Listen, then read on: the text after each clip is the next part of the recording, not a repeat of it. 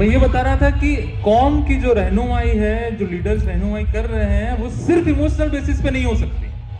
अगर कहीं जंग लड़ने का मौका है तो हाथ में तस्बीह के साथ फिर दूसरा भी कुछ होना चाहिए, तैयारी भी होनी चाहिए। नफिले पढ़ने के साथ साथ मैदान में भी उतरना पड़ेगा। तो अब जो जंगें होनी है वो कोई पहले के जैसे पत्थर और तलवारों से नहीं होनी। अब जो जंगें होनी है वो लिखावट से होनी है। अब जो जंगें होनी है वो पैसों से होनी है। अब जो जंगें होनी है वो ऊंच नीच की जंगें हैं। अब जो जंगें होनी है वो रिलेवेंस की जंगें हैं। जैन कम्युनिटी इस मुल्क में 2% है, 2%। कोई स्कॉलरशिप की बात नहीं, कोई हेल्प की बात नहीं, कोई माइनॉरिटी स्टेटस की बात नहीं, कोई लघुमती राइट्स की बात नहीं। क्यों? क्योंकि वो इस मुल्क में रेलेवेंट है। उनके पास अपने डॉक्टर्स हैं, अपने इंजीनियर्स हैं। मदीना शरीफ का अभी एक्सपांशन होना था, कंस्ट्रक्शन होना था। पढ़ लेना ऑनलाइन, आपको मिल जाएगा डेटा। मस्जिद नबवी का एक्सपांशन होना था, कंस्ट्रक्शन, साइट बढ़ाना था उनको। इस्लामिक मुल्क में काबिल साइंटिस्ट नहीं मिले जो मस्जिद नबवी का एक्सपांशन करके दे। बाहर वाले जो साइंटिस्ट है वो मस्जिद नबवी में आ नहीं सकते, जो गैर मुस्लिम है वो। फिर ऑनलाइन जर्मनी और जापान के साइंटिस्टों की, इंजीनियर्स की हेल्प लेके उसका एक्सपेंशन वगैरह करवाया। हालत देखिए आप। जैनों में ऐसा नहीं है। उनके अपने इंजीनियर्स हैं, उनके अपने डॉक्टर्स हैं, उनके अपने लोग हैं जो इस काबिल है कि उनके जितने भी निजाम हैं, जितनी भी जरूरियातें हैं वो पूरी करें। वो रिलेवेंट है। हम लोग रिलेवेंट क्यों नहीं है? हम लोग रिलेवेंट इसलिए नहीं है कि हम दूसरों पे डिपेंड करते हैं। हम हमारे अधिकार मांग रहे हैं लोगों से कि हमारे अधिकार क्या है अधिकार इस मुल्क में। नहीं, ऐसा नहीं बोल रहा। आज का दिन ही है कॉन्स्टिट्यूशनल डे, 26 जनवरी। पर साथ में हमारी जिम्मेदारियां भी तो समझनी पड़ेगी। जिम्मेदारियों के बगैर कभी भी अधिकार नहीं मिल सकते, कभी भी नहीं मिल सकते। तो ये बात जो है वो हमको समझनी पड़ेगी। हमको हमारे इदारों को मजबूत करना पड़ेगा। तो एक ये बात हो गई कि बहुत ही स्ट्रेटेजी के साथ चलना पड़ेगा। कौम की रहनुमाई जो है इमोशनल बेसिस पे नहीं हो सकती, रेशनल बेसिस पे हो सकती है, जिसको मैं स्ट्रेटेजी बोल रहा हूं। मशवरे में ये बातें लानी पड़ेगी कि स्कूल में टीचर्स ट्रेनिंग करवाए, मदरसे में मौलाना की ट्रेनिंग करवाए, जो अभी के डेवलपमेंट है उसके हिसाब से वो बात बच्चों तक पहुंचे। मशवरे में रात को बात आनी चाहिए, एक स्ट्रेटेजी बननी चाहिए। जब 365 दिन मशवरे में ये बात आएगी रात को ईशा के बाद मस्जिद में, तब तो जाके कुछ तब्दीली आएगी। जब दीन का इतना बड़ा निजाम हम कायम कर सकते हैं, मतलब अगर मेरे छोटे से गांव से जमात निकलती है ना तो दिल्ली मरकज में मालूम होता है कितना माइक्रो प्लानिंग है। और वहीं हम कुछ कुछ जगहों पे पीछे छूटते चले जा रहे हैं। कुछ नई चीजें अपनानी पड़ेगी, उसको हलाल समझ के अपनानी पड़ेगी, शरीयत में उसके रास्ते ढूंढने पड़ेंगे। ऐसा नहीं कि समझ में नहीं आ रहा इसलिए हराम है। मैं ऐसा भी नहीं बोल रहा कि बिना रिसर्च किए उसको हलाल करार दे दिया जाए। पर बाज मर्तबा होता यह है कि कुछ चीज अगर समझ में नहीं आ रही तो हम उसको हराम करार दे देते हैं। खैर, बस 2 मिनट अभी आगे बोलूंगा मैं। अब मैं एक चीज बोलूंगा, अक्सर मेरे बचपन से मैं मदरसों में सुनते आ रहा हूं कि साइंस ये कहता है, इस्लाम ये कहता है। और इसीलिए बच्चे स्कूल में हमेशा कंफ्यूजन में रहते हैं कि साइंस तो क्या ही पढ़ना है, क्योंकि सदक़ल्लाहुल अज़ीम कुरान में, हदीस में लिखा है वो सच है। साइंस कोई रिलीजियन नहीं है। विज्ञान जो है वो कोई धर्म नहीं है, कोई पंथ नहीं है। विज्ञान का मतलब ही होता है विशिष्ट ज्ञान। बच्चों सुन लो, विज्ञान का मतलब होता है विशिष्ट ज्ञान। वो होता है कुदरत को समझने वाली बातें, कुदरत के कानून को समझने वाली बातें, उसको बोलते हैं विज्ञान। विज्ञान ये बोलता है कि हम हमारे ऑब्जर्वेशन से, बोला हवा आ रही है क्योंकि पत्ते हिल रहे हैं, ये हो गया साइंस।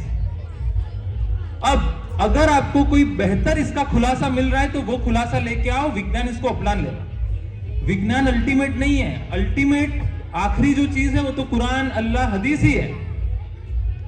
विज्ञान तो अल्लाह ताला को अल्लाह से नजदीक जाने की बातें करता है और उल्टा आपको बुलाता है, आपको दावत देता है कि अगर हम जो बोल रहे हैं आपको गलत लग रहा है तो आप नई थियरी और नई साबितियों के साथ आओ, हम अगली वाली को गलत करार दे देंगे।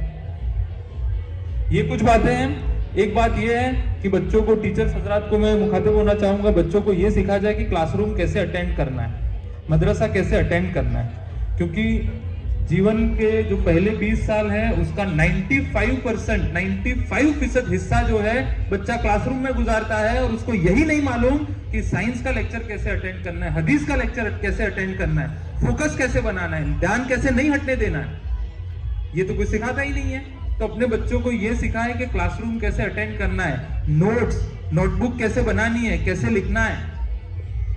तो कभी अगर जरूरत पड़ी तो मैं टीचर्स ट्रेनिंग के लिए आ जाऊंगा, मेरे पास पूरी टीम है।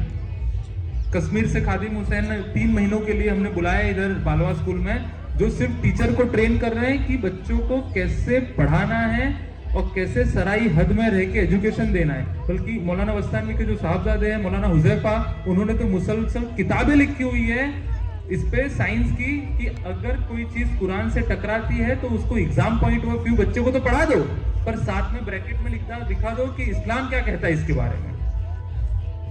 ये सारी किताबें अवेलेबल है। और अगर कुछ था साथ में, टीचर्स का, मैनेजमेंट का और पेरेंट्स का जिम्मेदारी।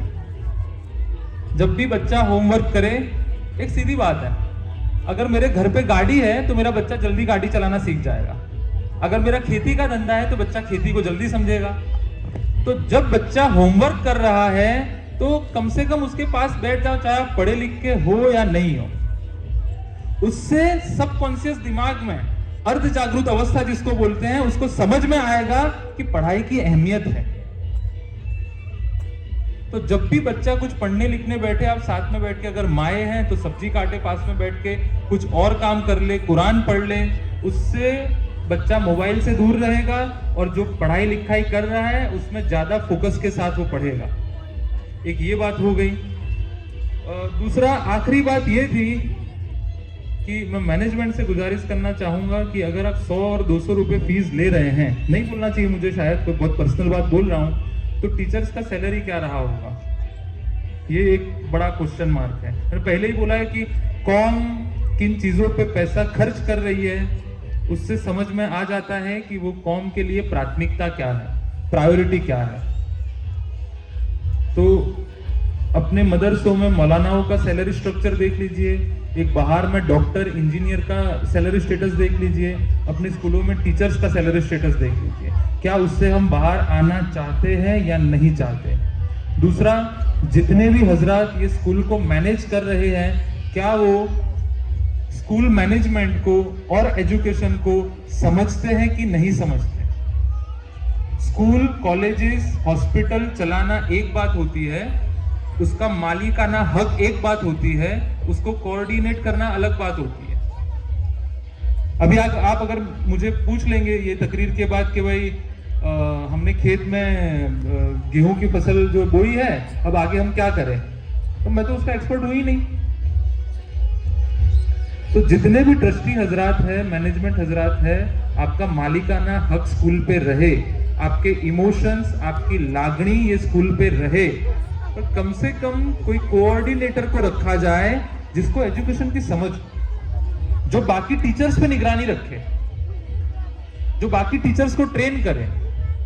और माँ बाप से गुजारिश है कि मदरसे और स्कूलों पे थोड़ा ज्यादा ताउन फरमाए ताकि हम ज्यादा सैलरी दे पाए, ताकि हम, आप नहीं मानेंगे, नंदासन स्कूल में हाईएस्ट जो हम सैलरी दे रहे हैं वो 2 लाख रुपए महीना है टीचर को। तब जाके मेरे 3 लड़के लड़कियां एमबीबीएस कर रही हैं, लड़कियां जो आप ही के गांव में हो सकता है कि वो फिर एमबीबीएस करके सेवा करने के लिए। उसामा 21 वाला जो सरिस वाला साहब है, उनका भांजा हाफिज है बच्चा। रैयान मीठा वाला भावनगर एमबीबीएस कर रहा है, हाफिज है बच्चा। NIT त्रिची में एक बच्चा इंजीनियरिंग कर रहा है बड़ी कॉलेज में, हाफिज है बच्चा। तो तब पॉसिबल हुआ जब हमको अगर कोई बीमारी है, गंभीर बीमारी, तो हम किसके पास जाते हैं, सुपर स्पेशलिस्ट के पास जाते हैं। 2000 रुपए फीस रहती है उसकी एक विजिट की। और ये जो बीमारी है हमारे जो बच्चों के साथ है, ज़हनियत की बीमारी जो आने वाली है, जो बहुत गंभीर बीमारी है, उसको ठीक करने के लिए हम कुछ नहीं कर रहे हैं। हमने रेवेन्यू मॉडल बनाया हुआ है 2 साल रिसर्च करके कि एक इदारा चलाने के लिए एक केजी क्लास की बाल मंदिर की फीस क्या होनी चाहिए, 14,000 रुपए साल का, 10वीं की फीस 18,000 रुपए साल की। तब जाके आप अच्छे टीचर्स को रिक्रूट कर पाओगे, वो टीचर्स अच्छी तालीम देगा।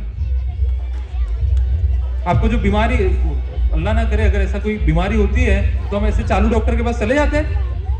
हम 10 जन को पूछते हैं कि कौन से डॉक्टर के पास जाए, आपका तजुर्बा क्या है वो डॉक्टर को लेके। तो क्या यहाँ पे 20 साल के लिए आप अपने बच्चे को छोड़ रहे हैं, वहां क्या हम देख रहे हैं कि पढ़ाने वाला कौन है, कैसा है, उसकी ट्रेनिंग हुई है कि नहीं हुई, हम उसको कितना पैसा लगा रहे हैं, क्या दे रहे हैं, कुछ नहीं देख रहे हैं। तो ये बात पे हमको सीरियस होने की जरूरत है। अगर लंबे टर्म के रिजल्ट चाहिए, हमको पैसा इन्वेस्ट करना पड़ेगा, चंदों से नहीं चलेगा। हमने चंदे वाला मॉडल स्कूल्स में बंद कर दिया। क्वालिटी अगर चाहिए तो फीस पे करनी पड़ेगी, रेवेन्यू मॉडल के साथ चलना पड़ेगा। और 70% लोग ऐसे हैं जो फीस पे कर सकते हैं, 30% हो गए। हमारा जो नंदासन वाला और फिरोजपुर वाला इदारा है, हमने वहां तय किया है कि अगर कोई विधवा रहती है, अगर कोई गरीब रहता है और अगर कोई मौलाना जिसका कम सैलरी है, उनको हम चाहे फ्री में भी पढ़ा देंगे, पर जो अच्छा खासा कमा रहे हैं उनसे हम पैसा ले। पैसे के बदले में हम क्या देंगे? हम पैसे के बदले में ये नहीं बोलेंगे कि मुस्लिम इदारा है तुमको नमाज पढ़ने मिलेगी, रोजा रखने मिलेगा। वो तो फर्ज है, वो तो करना ही करना है, वो इमोशनल नहीं करेंगे। हम बोलेंगे तुमको मैथ्स अच्छा पढ़ाएंगे। अगर मदरसा है तो हम हदीस की तालीम अच्छी देंगे तुमको, हम कुरान की तालीम अच्छी देंगे, हम तुमको इंग्लिश बोलना सिखाएंगे। बिना भाषा के कुछ नहीं होता, बिना लैंग्वेज के इंसान जानवर की तरह है। अच्छी लैंग्वेज, अच्छी जबान होने के लिए अच्छे शब्द होने चाहिए आपके पास, और उसके लिए अच्छी पढ़ाई जरूरी है।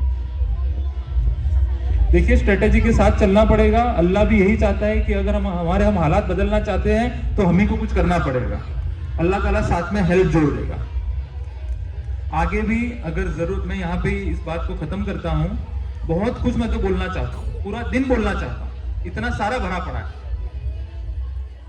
क्योंकि कुछ चीजें साफ साफ नजर आ रही है कि कहाँ कमियां हैं। बड़ी बिल्डिंग बना दी है लाखों रुपए की, बच्चा 20 साल के लिए आप भेज रहे हो, उसको बैग लटका के जा रहे हैं करके, रिजल्ट ही नहीं है। कैसे चलेगा ऐसा? बिल्डिंग बनाने से काम नहीं हो जाता, आप झाड़ के नीचे पढ़ाओ, पर बेहतर पढ़ाई होनी चाहिए। पैसा बिल्डिंग से ज्यादा टीचर्स पे खर्च करना चाहिए, और फिर टीचर्स पे डिमांड कीजिए ना, पैसे देने के बाद डिमांड कीजिए आप। तो ये कुछ बातें थी जो आपके सामने मैं रखना चाह रहा था। हो सकता है कुछ हार्श बातें हो और छोटी मुंह बड़ी बात हो गई हो, तो उससे मैं माफी चाहता हूँ आप सबकी। और माँ बाप से गुजारिश है कि इन्हीं सब बातों को लेके, मैनेजमेंट से गुजारिश है, टीचर से गुजारिश है और बच्चों से गुजारिश है कि पढ़ाई पे बहुत ज़्यादा ध्यान दें, बहुत ज़्यादा आगे बढ़े। अल्लाह से मैं दुआ करता हूँ इतना आगे बढ़े कि आज मैं जो यहाँ खड़ा होके बोल रहा हूँ करके, इससे हम और आगे बढ़ के इसी गांव में फिर हम कॉलेज की बात करें, यूनिवर्सिटी की बात करें। हम ये बोल रहे कि हमारे गांव में ऐसा एक मकतब है जहां हदीस में पीएचडी होता है, कुरान में पीएचडी होता है। हम ऐसी बात करने वाले स्टेज पे पहुंचना चाहते हैं।